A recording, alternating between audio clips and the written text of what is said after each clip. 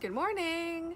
So video 5, what I want to cover today is some definitions and some terms, because as you go through your keto journey, you're going to be reading a lot of stuff, maybe like a lot of cookbooks or blogs or stuff on my pages, and different terms are used and they're not necessarily used interchangeably.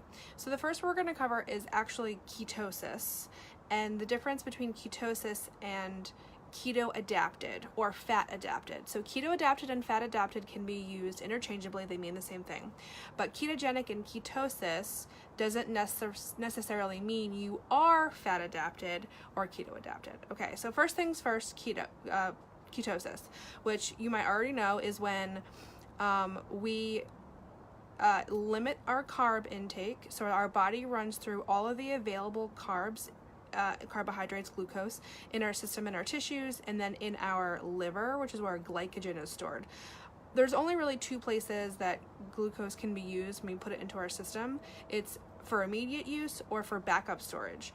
And when ketosis kicks in, what we're all working towards, we actually have to burn through all of that available carb first. So the easiest way to go about it is to just limit it, and then our body, through its normal energy expenditures, we'll get through all of the available glucose, and eventually your body's like, oh, there's no glucose here and she's not, consuming enough carbohydrates, so we got to kick into our fat stores, and that's when our body starts to switch over to ketosis. Okay, so there are ways to speed that up. You can go lower carb when you start, you can exercise, you can just get through all of that carb as quickly as you can.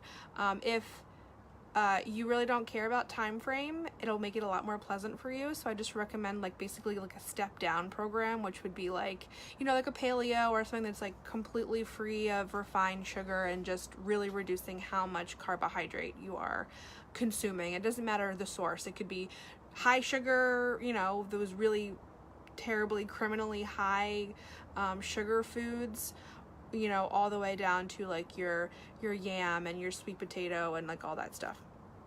So getting all that stuff out of your system will get you into ketosis, and that's great. Now what we're really working towards, though, ketosis is really step 1.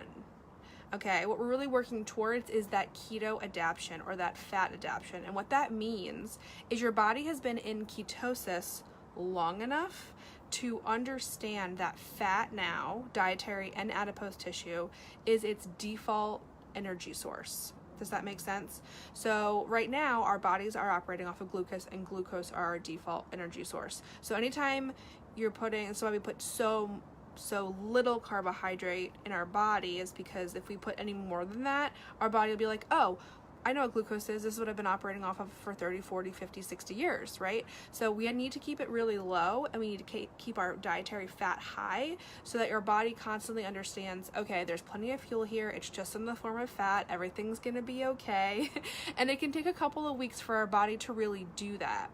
Signs of fat adaptation would be kind of like my video yesterday when I screwed up a little bit and I had that Oatly milk, that milk alternative, and it was actually pretty high in carb for what I'm allowed.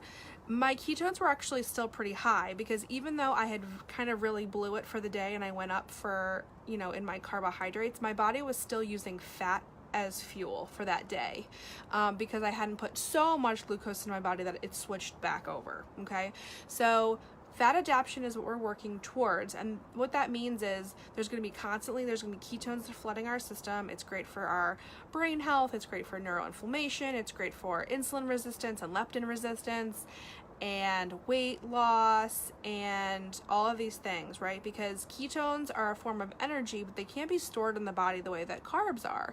Carbs are stored in the body as fat, and this is all probably really confusing. When we don't use the available, say we do a ton of glucose every day, a ton of carbs, and we're getting all this glucose in our system, what happens is after we don't need it in our available tissues for immediate use or glycogen because our liver is full, it gets stored as fat. So that's why another huge benefit is you are very greatly reducing the amount of fat you would add to your body, because you're not giving it any material to build up that fat, if that makes sense.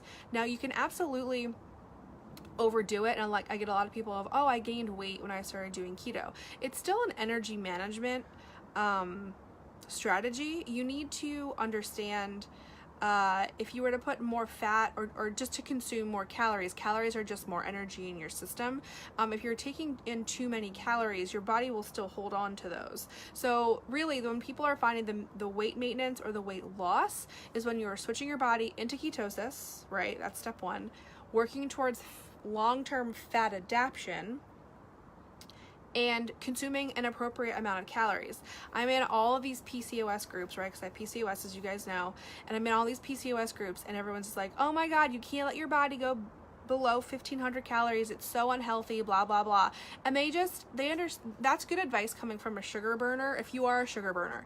But if you are fat adapted, you absolutely don't need to stay at 1,500, especially if you have weight to lose. Weight on our body isn't anything other than unused energy. So it's really about how to tap into that, and staying long-term fat adaptation, keto adapted is the right goal. So I hope that you understand the difference between the terms ketosis, which is just switching our body's state. So you can be like in ketosis for like a day, or fat adaptation, which is our long-term goal of how to stay using our fat as fuel for steady moods, for productivity, for all the cognitive benefits, for clarity, for great sleep, and just really, really blunting that insulin response in our body. And then long-term fat adaptation will look very different for different people. I have a really good friend who constantly will have like carb up like weekends, and then they come home and they fast for a day or two, and it basically will just manage making sure their body stays in ketosis long term. And the longer your body stays in a fat burning or a fat adapted state, the more carbohydrate you can actually consume long term. So right now, in the beginning of your ketosis journey, you might only be able to do 20 or 15 grams of carb per day. But like a year from now, or 2 years from now, or like whatever your long-term keto journey looks like, you could be consuming 40 or 50 grams of carb and still be able to stay in ketosis, because your body is so well trained to use fat as its default fuel source, if that makes sense. So I hope those two things make sense, and I will talk to you soon. Have a great day. Bye.